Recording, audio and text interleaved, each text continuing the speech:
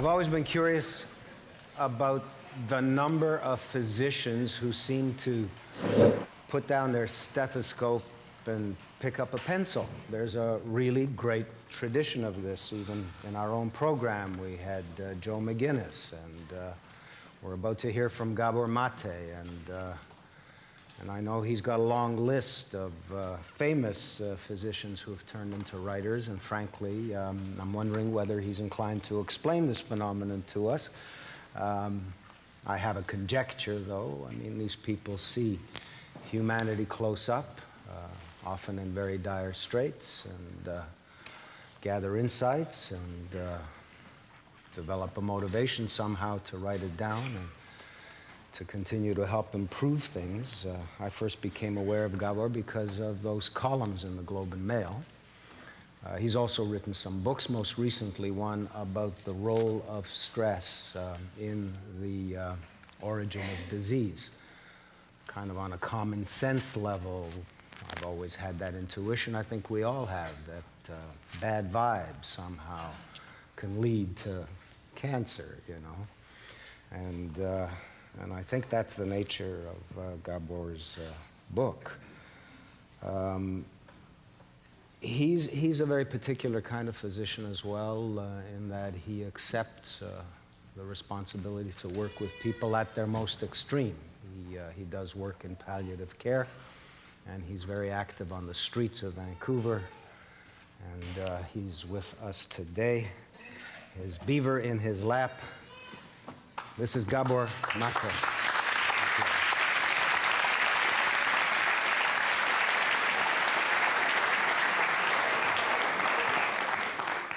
Thank you, Moses, and good evening.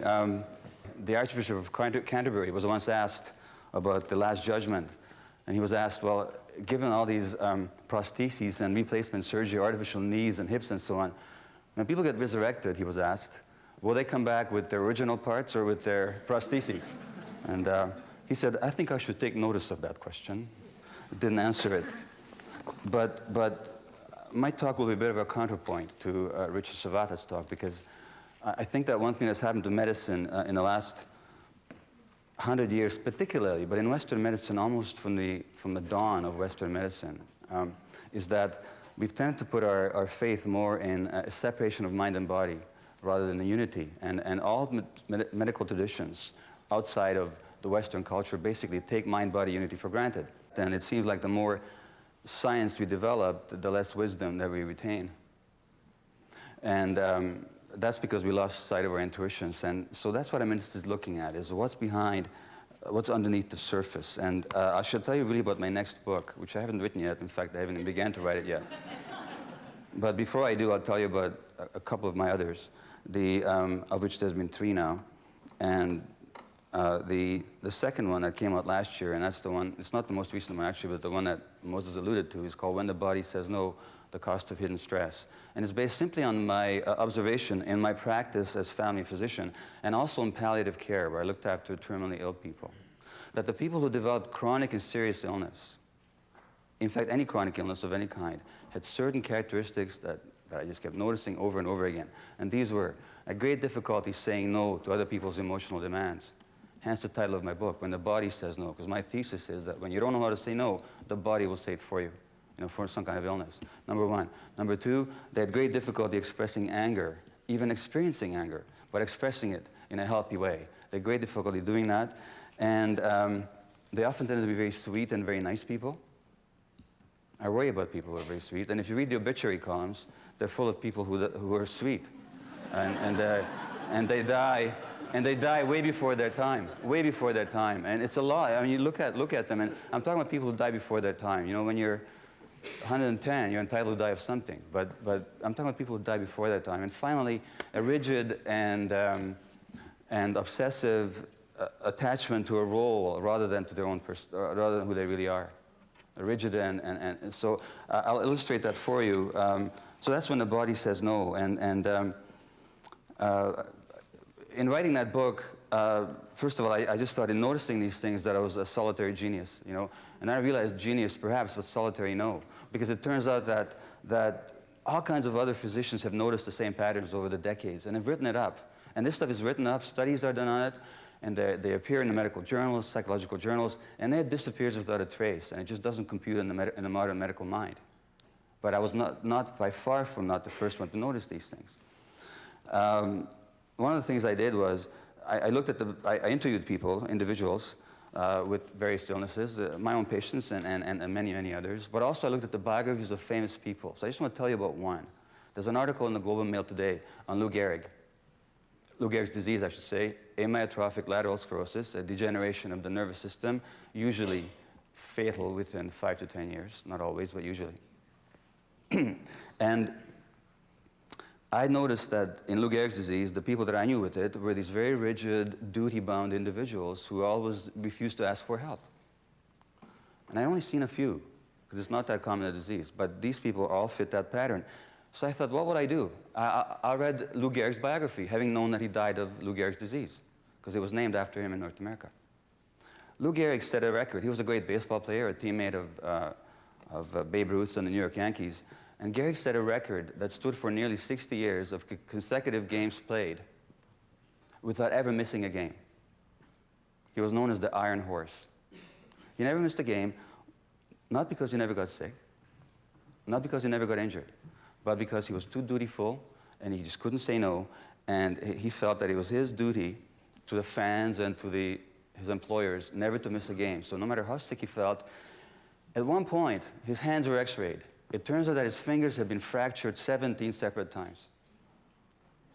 And his teammates would describe him as screaming or grimacing like a maddened monkey in agony as he would field the ball. But he never missed a game. And it turns out there's been studies since then of the profile of ALS patients, and they all fit that category. Now, I could talk about this easily for 3 hours, but I'm going to stop here now about Lou Gehrig and his disease. But I'll tell you a little bit about anger. At the United States National Institutes of Health at Bethesda, Maryland, they've done studies on women with breast cancer, and they found that those who are able to get angry at their physicians have better activity of a class of immune cells called natural killer cells. And natural killer cells fight malignancy. They also fight bacteria and virus. And these women who could get angry had better activity of the natural killer cells and had a much better chance of survival than women who were sweet and compliant. And what I didn't know is that the science behind this, it's no longer conjecture. It's not just my insights. It's not just the insights of other physicians or lay people. It's actually the science is now there to show why. And what it turns out now that we have the science to demonstrate, there's a discipline of science called psychoneuroimmunology that studies the connection between the brain, the nervous system, the immune system, and the hormonal apparatus. And it's actually shown without any shadow of a doubt that it's not 4 separate systems. It's all one system. So anger, in other words, anger, there's nothing unhealthy about anger. Healthy, I'm not talking about road rage. I'm talking about anger, healthy anger. Healthy anger in the animal world and the human world is all about maintaining your boundaries. It's just an emotional response to a boundary invasion. And it basically says, get out of my space. Now, in other words, the role of anger is to protect your boundaries. Now, what's the role of the immune system? The role of the immune system is to protect your boundaries against foreign invasion or against malignant transformation from within. It just follows then. There are many, many studies that have shown that suppression of anger is a major predisposition for disease, and this is why. Because when we suppress anger, we're actually suppressing our immune systems, because they both serve the same function, and because they're united, they're one system. Whatever happens in one system will happen naturally in another aspect of that same system. So that's my first book. But the point about all this is that nobody's born suppressing anger. Have you ever seen a 6-month-old who doesn't want to eat when you want to feed him? Try it if you want to see genuine human anger. You know, you'll be worrying the breakfast very quickly. And that's because the kid doesn't want his boundaries invaded, and he hasn't suppressed his expression of anger yet. That happens to us later in childhood. But our brains are programmed in childhood, and once they're programmed a certain way, we tend to behave the same way all our lives. So these patterns are laid down very, very early in the process of brain development, which brings me to my next subject and my first book, which is on attention deficit disorder, which I have myself. And I was diagnosed with it 10 years ago at the age of 50. And ADD is characterized by three major features: difficulty paying attention when you're not interested in something, a kind of automatic tuning out almost any time. Your mind just goes elsewhere. Secondly, poor impulse control. And thirdly, which is not always there, but sometimes it's there, difficulty sitting still, hyperactivity. In my case, the poor impulse control might be demonstrated by the fact that I found out about ADD because I was writing a column for the Globe and Mail, and somebody told me that they had just been diagnosed, and I didn't know that it existed in adults. So but I listened to her story, and I said, hey, this is me. And so now I'm not somebody as a physician who hands out medications easily or quickly to people. But of course, what did I do the very first day that I self-diagnosed myself with ADD? I took Ritalin in a higher than recommended dose. And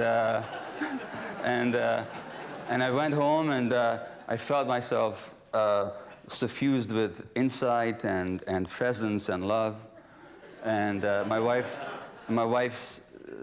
thought I looked weird. In fact, she says, you look stoned. Well, within a couple of weeks of having been diagnosed with ADD, I knew that the conventional view of ADD was dead wrong, because the conventional medical view of ADD is that since it's a physiological condition of the brain, it therefore has to be genetic. But I knew, something in me knew that it couldn't be genetic. You know, you go from convert to expert in 2 weeks. And it turns out that I was right. And you know, as I modestly tell people, there are two opinions about ADD, mine and everybody else's. And the other 300 books on ADD will all tell you that it's a genetic condition. And one little thing they haven't done is they had never looked at how the human brain develops. Well, it turns out that the human brain largely develops under the influence of the environment. Why? Because at birth, as human beings, we're the least mature of any mammals compared to the adult of the species. A horse can run on the first day of life. We can't manage that degree of coordination and neuromuscular adaptiveness until 1.5 years of age. So we're born with very mature brains, and 90% of our brain development occurs after birth and not before. And 3/4 of our size increase in the brain happens after birth and not before. And that's for the very simple reason that as our head got larger, because we started to use the hand, the pelvis also started getting narrower because we're walking on 2 legs. So now you have a large head, narrow pelvis. So nature makes a compromise. If any of you have given birth or been present at one, you know that if anybody was born with, if our heads were any larger at birth, nobody would ever get born, because the head is already the largest part of the body. So now the head has to come out very immature, and it turns out that modern brain science tells us, I'm not making this up, I didn't know this, but it turns out that the human brain actually develops under the influence of the environment. The circuits that get the right input survive, and they develop, and they thrive, and the ones that don't, they don't survive and thrive. And if you take a child with perfectly good eyes at birth, good genes, good optic nerve, but you put him in a dark room for 5 years, he'll be blind thereafter for the rest of his life, because the critical period for the development of brain circuitry of vision is over by age 5. And it turns out that the circuitry of attention and impulse control also needs the right kind of environmental input. I'm talking about the physiological development, and I'll say more about that later. But the right condition for the development of the circuitry of attention and impulse control is the presence of a non-stressed, emotionally present, consistently available mothering caregiver. So that the necessary condition for the circuitry to develop for impulse control, emotional self-regulation, and attention is the presence, the consistent presence of an emotionally available, non-stressed mothering caregiver. And the reason we're seeing so much ADD now, I think, in our society, and other childhood conditions as well, is not because of any genetic explosion of anything, but simply because the circumstances for parenting that used to support non-stressed, connected, attachment-based parenting are simply rapidly being undermined by the kind of economy. I work with drug addicts in Vancouver now at a place called the Portland Hotel. It's not a hotel, but it's a domicile. And living in the place are people who have multiple problems. They have serious drug addictions. Many of them have HIV. They all have hepatitis C. And many of them have mental illness as well. So I look after their HIV needs. I give them methadone for their heroin addiction. Their infections that they get frequently because they keep injecting themselves with needles. Their immune system are shot. They're malnourished. So that, you know, there's all kinds of medical and of course, always ongoing emotional problems. And that's what my present work is, and that's what I'd like to write about, is just what my experience working with these people is, but also about what I learned about addiction. And a patient of mine I was talking to recently, I asked her, she was complaining about how she can't beat the cocaine habit. And I said to her, well, look, Barb, consider that maybe it's doing something for you, that maybe it's actually providing something in your life that you need. What would that be? She says, when I do cocaine, I don't feel so alone. Now, so many people in the last day and a half that I've been here have talked about the need for connection, the need for human connection. And Ken Finkelman quoted William Burroughs as saying that love is the great painkiller. Well, of course, heroin is also a painkiller. And it's not just a physical painkiller, it's also an emotional painkiller. I once asked a sex trade worker with HIV, I said, what did you feel, I asked her, when you first injected yourself with heroin? And she said, it felt like a warm, soft hug. And there, in a nutshell, is the science of addiction. Because again, it turns out what? Guess what? Endorphins are the body's own human morphine-like opiate substances. If we didn't have endorphins, which are our own morphine-like substances, morphine and heroin wouldn't work in our bodies. But we have receptors for endorphins, and morphine looks sufficiently, and heroin looks sufficiently like endorphins, that the receptors are fooled. So therefore they work. It turns out that when mother and infant, or parent and infant, are looking into each other's eyes with that warm, loving gaze from which the whole world is excluded, just the two of them, connected, one unit, endorphins are released in the infant's brain. And then the circuitry of endorphins develops. And Alexander Tsiaris yesterday mentioned dopamine, another chemical messenger in the brain, a neurotransmitter. Dopamine is also released, and the circuits also develop. These people that I see in the Vancouver downtown east side all had childhoods in which they didn't get enough dopamine and endorphins. Just listen, if you listen to their stories, you get it over and over and over again. But what interests me in this book as well is not just the experience of the hardcore drug addict, but also the rest of us, because you know what, I'm an addict myself. I mean, yesterday when Paul Wells was talking about Beethoven's Opus number 132, I have 5 versions of that thing at home. And I used to have a very serious compact disc addiction. And when I say compact disc addiction, I don't mean just that I'm passionately in love with classical music, but I am. But the compulsion and the impulse, there would be days in which I would leave my work, I'd leave a woman in labor to go and buy a piece of classical music. And I could have made it back on time, but then I started shopping up for other stuff, you know? So it's not the classical music that's addictive, it's my own relationship that's addictive. And you know what? We live in an addictive society. To one degree or another, we're all like that. And my thesis is that the reason I look upon Barb as a junkie, and we all ostracize the drug addict because we recognize the kind of emptiness that many of us try and cover up inside by pursuing stuff that's going to fix us from the outside. And I can do that by being a workaholic doctor. That gives me lots of adrenaline. And it's Hans Selye, the great Canadian researcher, said that you can become addicted to your own stress hormones. Adrenaline is very addictive. And so we can get chemical addictions even if we don't do any drugs. And it all comes down to a kind of emptiness, the kind of deficiency that we have. And then I can tell you, like for years, I was fuming about not being invited to IdeaCity. You know? I would say, what the heck? I mean, these people that are being invited, you know, how do they compare to what I have to say, you know? Now, it's one thing to enjoy coming here and to, as an activity. It's quite another to feel a sense of deficiency when you're not included in something. That sense of deficiency can never be fed by being invited.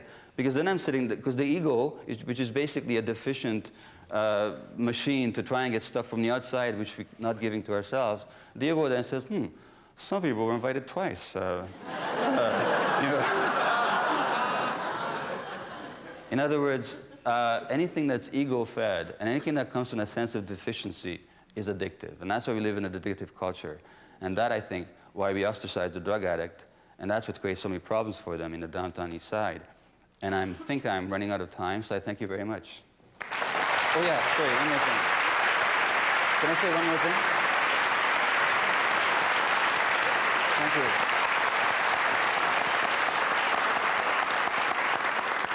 I was actually going to say something about teddy bears, because when Annette Kuntz yesterday showed the slide of the young woman, the young girl, you know, with the breasts and the menstruation, and she's holding the teddy bear. And I hate to tell you, Moses, but when I came into the room and I saw these things sitting there, I said, oh, great, teddy bears. And I thought, well, gee, teddy bears don't have tails like that, you know. But it reminded me of my drug-addicted patients.